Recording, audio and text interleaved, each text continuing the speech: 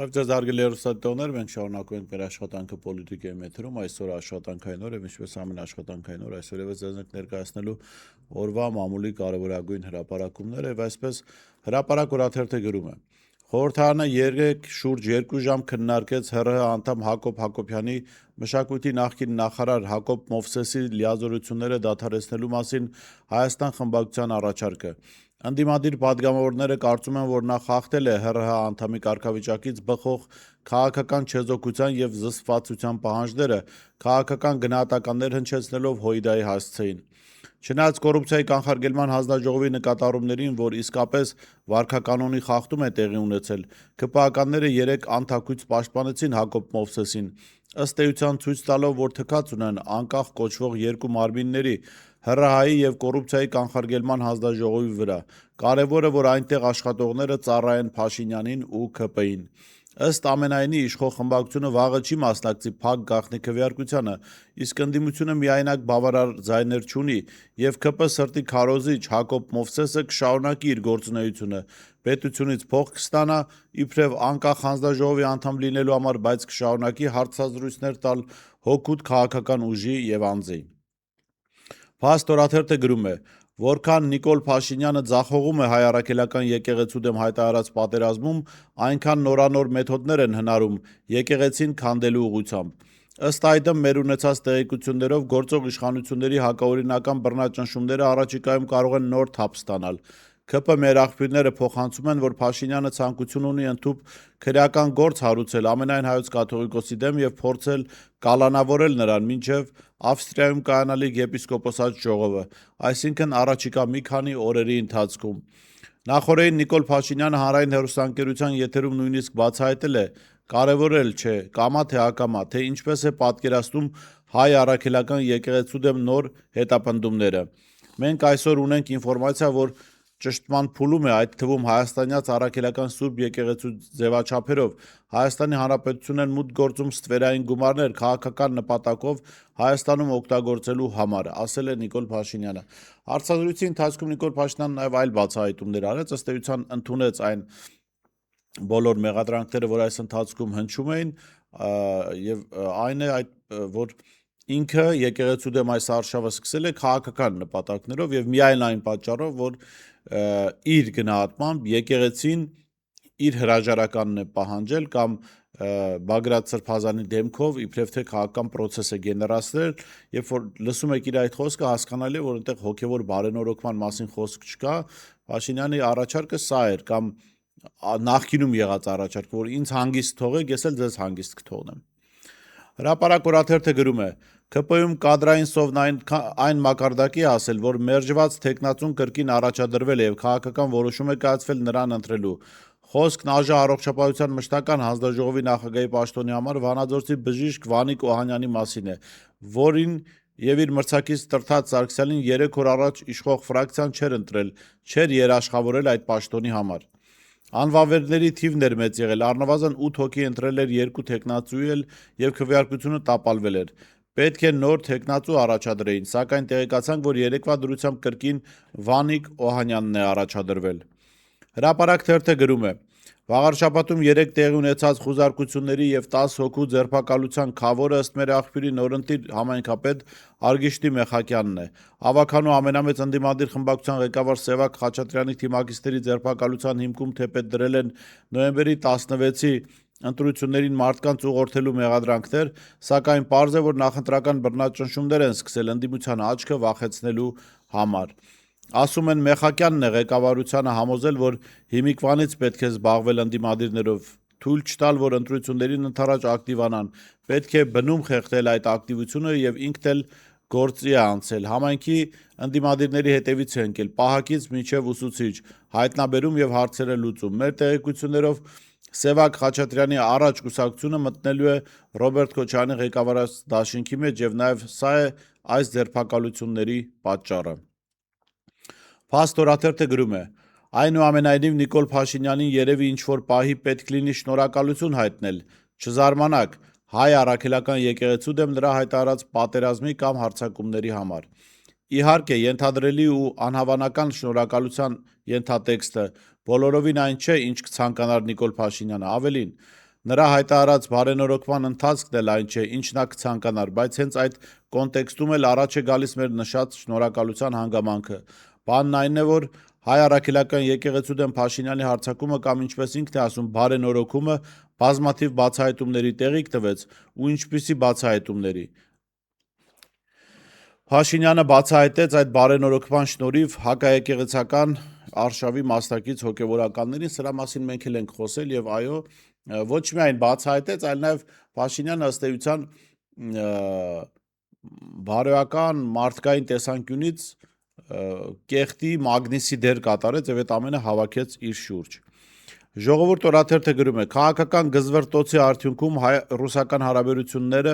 հայտնվելու են երերույթությունների վրա, սակայն վերջերս քաղաքական նպատակահարմարությունից ելնելով տարբեր հանդիպումներ են տեղի ունենում ռուսների հետ։ Մեկը վարչապետ Նիկոլ Փաշինյանի հետ է տեղի ունեցել եւ նա ընդունել է խորհրդանի խոսնակ Ալեն Սիմոնյանի այցից հետո Նիկոլ Փաշինյանը հանդիպել է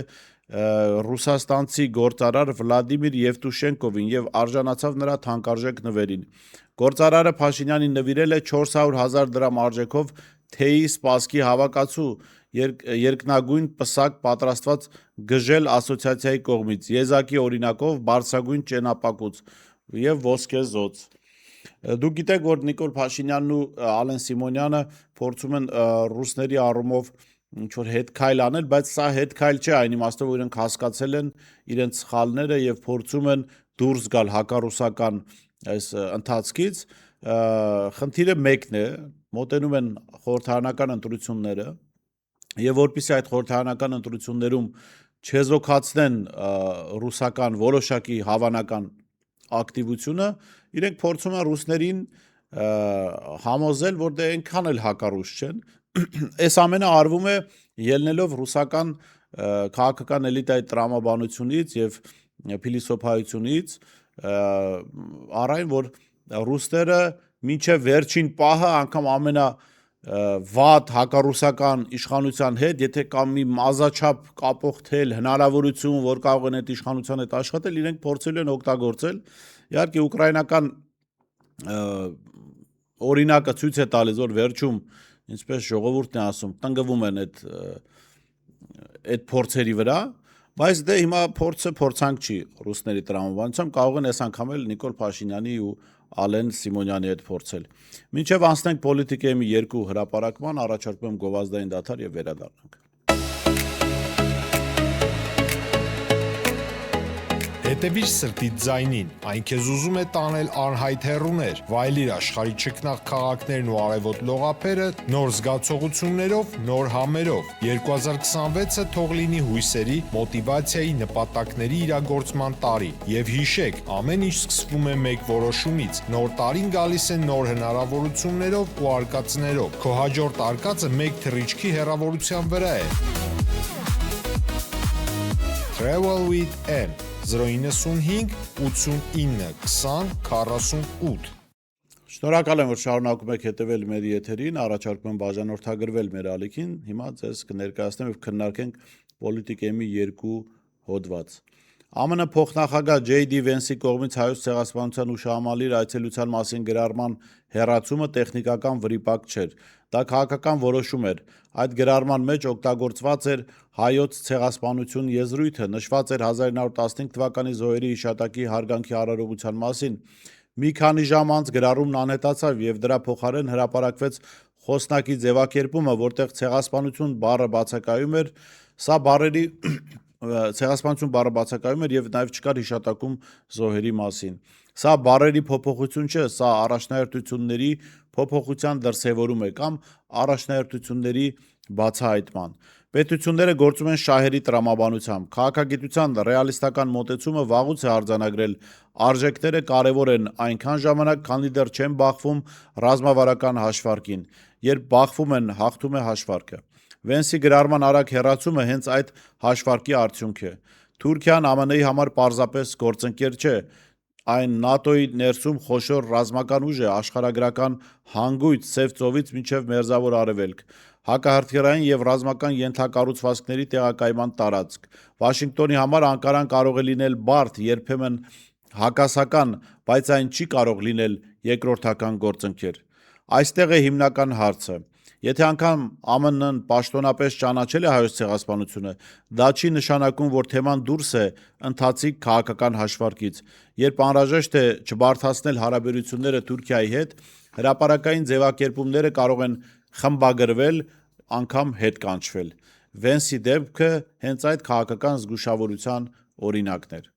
Այս դրվագը կարևոր է Հայաստանի համար ոչ այնքան հուզական, որքան ռազմավարական տեսանկյունից։ Այն է, ցույց է տալիս այն սահմանը, որի շրջանակում կարող է լինել ԱՄՆ աջակցությունը։ Վաշինգտոնը կարող է համագործակցել Երևանի հետ, կարող է ծրագրեր իրականացնել, հայտարարություններ անել, բայց դրա տարածաշրջանային հենարանը Թուրքիան է։ Դա ուժերի անհամաչափության պարզ իրողություն է։ Մեծ պետությունը առաջնահերթություն է տալիս այն գործընկերոջը, որը տալիս է լայն աշխարհաքաղաքական ազդեցություն, ոչ թե այն պետությանը, որի հետ նույն արժեքային դաշտում է, եթե իհարկե այդ արժեքային դաշտը իրականում գոյություն ունի։ Հետևաբար վտանգավոր է կառուցել անվտանգային ճարտարապետություն, հենվելով այն մտքի վրա, թե ԱՄՆ աջակցությունը կարող է հավասարակ շռել կամ չեզոքացնել Թուրքիայից եկող բոլոր սպառնալիքները։ Հիշատակված դրվագը ցույց է տալիս, որ երբ հարցը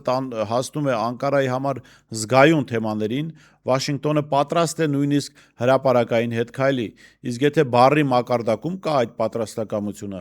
ապա ռազմավարական մակարդակում հաշվարկը առավել ակնհայտ է։ Վենսի հեռացված գրառումը փոքր դրվագ էր, բայց այն ակնհայտ դարձրեց իրականությունը նույնիսկ միամիտ ձևացողների համար։ Արտաքին քաղաքականության մեջ, եթե անգամ հիշողությունը կարևոր է, որոշիչը շահն է։ Եվ այս փուլում ԱՄՆ-ի տարածաշրջանային հենարանը Թուրքիան է։ Մնացածը կենաց ու լավ ասենք, որ լավ լինի տրամաբանության շրջանակում։ Հոդվածում բերված չէ, բայց այս քննարկման ընթացքում կարելի է մեկ այլ օրինակ բերել Սիրիայի քրդերի օրինակը։ Քրդերը Ասադի դեմ ԱՄՆ-ի կողմից սանձազերծված պայքարի առաջին օրվանից զինվորագրվել են ամերիկյան ծրագրերին, օգնել են Ասադի ռեժիմի տապալմանը, Սիրիայի քրդերի քրդաբնակ տարածքներային հիմնական տարածքներն էին, որտեղ ամերիկյան հենակետեր եւ ռազմական ներկայություն կար, եւ ինչ որ պահի քրդերին էլ թվաց, թե իրենք անփոխարինելի գործընկեր են Միացյալ Նահանգների համար, բայց երբ Սիրիայում փոխվեց իշխանությունը եւ քրդական գործոնի չեզոքացումը, գոնե այն տեսքով, որ կար մինչև 2025 թվականի դեկտեմբերը, երբ առանցքային դարձավ Թուրքիայի համար, Միացյալ Նահանգները ուղղակի ձեռքը հետ քաշեց եւ չգիտեմ, չասեմ ստիպեց, համոզեց կամ խնդրեց քրդերին համաձայնվել բոլոր այն պայմաններին, որ առաջարկում է Թուրքիայի ազդեցության տակ հայտնված Սիրիան։ Քրդերին չեկան օգնության, բայց այստեղ չկա մեղադրանք Միացյալ Նահանգների հասցեին։ Չկա մեղադրանք առ այն, որ թե ինչու ձեր աշխարհաքաղաքական շահերը չեք զոհաբերել հանուն քրդերի, կամ ինչու չպիտի զոհաբերեք հանուն Հայաստանի։ Դա աշխարհի իրողությունն է դա, մարդիկ պիտի հասկանան, որ պետությունները առաջնորդվում են իրենց շահերով։ Հայաստանի խնդիրն այն է, որ մեդիա դաշտում գերակշռում են պատվերով խոսացող գլուխները եւ օրինակ երբ որ Ռուսաստանի Դաշնությունից որևէ պաշտոնյա գնում է շահիդների պուրակ Բաքու, դա մեծ աղմուկի է վերածվում այստեղ, թե բա տեսեք հələ ռուսները գնում են այնտեղ հայերին սպանած ադրբեջանցիներին եւ հայերի կողմից սպանված ադրբեջանցիների հիշատակը հարգում են։ Բայց երբ Վենսը գնաց 3 շահիդների պուրակ հարգելու այդ զոհվածների, սպանվածների հիշատակը, այստեղ խորը աղմուկ է, խորը լռություն է, ներողություն։ Եվ իհարկե ես կողմ չեմ, որ այս անգամ էլ հակաամերիկյան տրամադրություններ ունեցող մարդիկ փորձեն աղմուկ բարձրացնել, թե բա Վենսը գնացել է շահիդների պուրակ։ Շատ նորմալ է, որ գնացել է։ Վենսը ոչ դաշնակցական է, ոչ Հայաստանի քաղաքացի է, ոչ էլ խոստում էր տվել Բաքուն արյան ծով դարձնել։ Վենսը Միացյալ Նահանգների փոխնախագահն է, Միացյալ Նահանգները ունի շահեր եւ Հայաստանի հետ եւ Ադրբեջանի հետ։ Ռուսաստանը ունի շահեր եւ Հայաստանի հետ եւ Ադրբեջանի հետ։ Այսինքն տրամաբանական չէ ժողովրդին, այսինքն հասկանալի է ինչու է, բայց շատ սրիկայաբար են վարվում, երբ ժողովրդին էմոցիոնալ էս հարցերի վրա թշնամացնում են որևէ պետության հետ, իբրև թե բարի տեսքով ներկայացնելու մեկ այլ պետության։ Իրականությունն այն է, որ եթե դու գնում ես Ադրբեջան եւ իրենց ահարողակարգի մեջ կա գնալ շահիդների պուրակ, դու չես կարող չգնալ այնտեղ։ Եթե Հայաստանի ահարողակարգում կա, որ պիտի պաշտոնյան Հայաստան այցելող, հատկապես պաշտոնական այցով, պիտի գնա Ծիծեռնակաբերդ զոհերի հիշատակ հարգելու, պիտի գնա։ Այլ բան է, որ գրում են ցեղասպանության տերմին, հետո հեռացնում են։ Այստեղ էլ էլի դատապարտելու բան չկա, Միացյալ Նահանգներին դատափետելու բան չկա։ Դաժե ներողություն, անգամ պիտի շնորհակալություն հայտնել Վենսին, որ այդ քայլը արեց հեռացման, որ աչքերը մարդկանց բացվի, հասկանան Միացյալ Նահանգները ձեր քերին չի, մեր քերին չի, որ մեր բոլոր խնդիրները իր վրա վերցնի։ Մեկ այլ հրապարակում պոլիտիկայից մի քանի ամսից Հայաստանում տեղի են ունենալու խորհրդարանական ընտրություններ։ Անկասկած է, որ ընտրապայքարին կմասնակցեն բազմաթիվ քաղաքական ուժեր։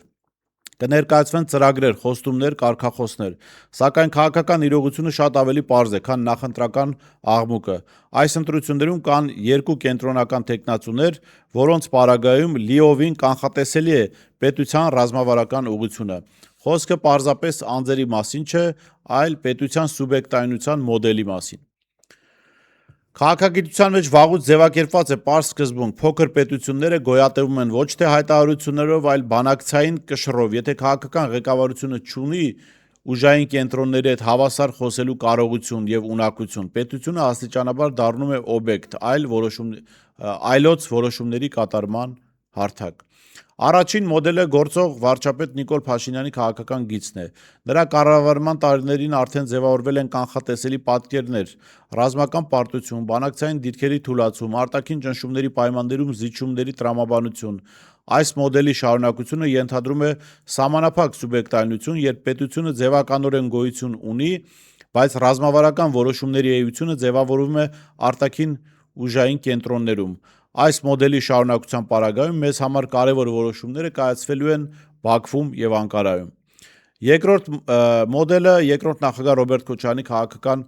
փորձի շուրջ ձևավորված ուղղությունն է։ Նրա կառավարման տարիները նույնպես ունեցել են օբյեկտիվ եւ սուբյեկտիվ քննադատվող էջեր,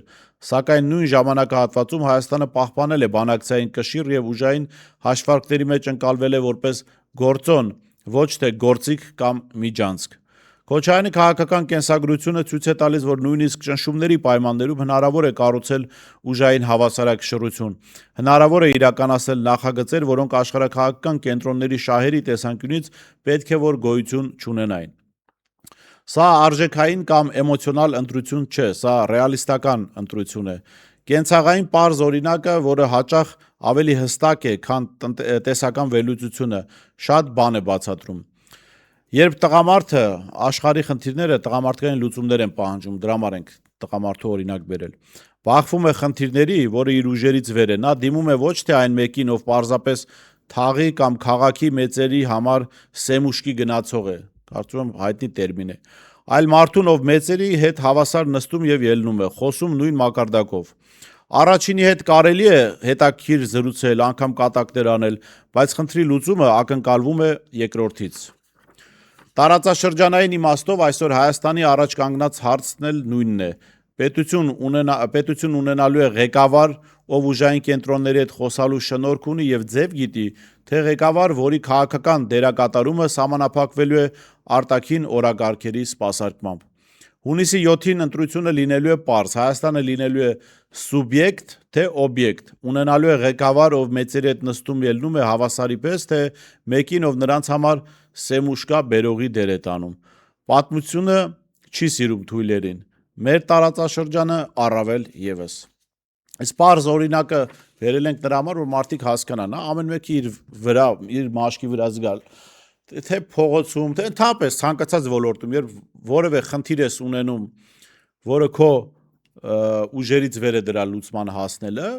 դու դիմում ես այդ ոլորտում կամ որտեղ որ ունես խնդրեմ, քեզնից ավելի հեղինակավոր կամ ազդեցություն ունեցող մարդու օգնության։ Հաստատ չես դիմում այդ ոլորտում հեղինակազրկված մեկին, որովհետև այդ դեպքում դու քո խնդիրը չես լուծում։ Դու ուղղակի անցնում ես իր շարքերը եւ արձանագրվում է քո նոր կարգավիճակը, նոր ստատուս քվոն։ Այնպես որ այո, իհարկե կարելի է շատ օբյեկտիվ քննադատություն եւ դժգոհություն ունենալ Ռոբերտ Քոչարյանի կառավարման տարիներից եւ դրանց պատճառներն էլ կարելի է բացատրել։ Պետք է նաեւ, չգիտեմ, այնպիսի մոտեցում լինի, որ իդեալական չի եղել այդ իշխանության տարիները եւ չի կարելի սպասել, որ առանց քննադատության, առանց հանրային ճնշման իդեալական է լինելու, բայց պիտի հասկանալ, որ այս ուղղությամբ պիտի ընտրություն անել, ով կարող է որ ուղղությամբ տանել Հայաստանը։ Իհարկե կան այնտեղ այլ տեխնացուներ, գուցե մարդիկ արժանավոր են, բայց 2018 թվականը ցույց է տվել կամ մարդկանց մեջ վախ է մտցրել չփորձված բան փորձելու իմաստով, այս տեսանկյունից էլ կարծում կան նոր հայտ ներկայացած քաղաքական ուժեր, որոնք դեռ քաղաքական դաշտում պիտի ցույց տան իրենց դիրքը, գուցե նաև ցույց տան, որ ավելի արժանի են, դա էլ ժամանակը ցույց կտա։ Այսօր այսքանը, լավ մնացեք, կհանդիպենք վաղը։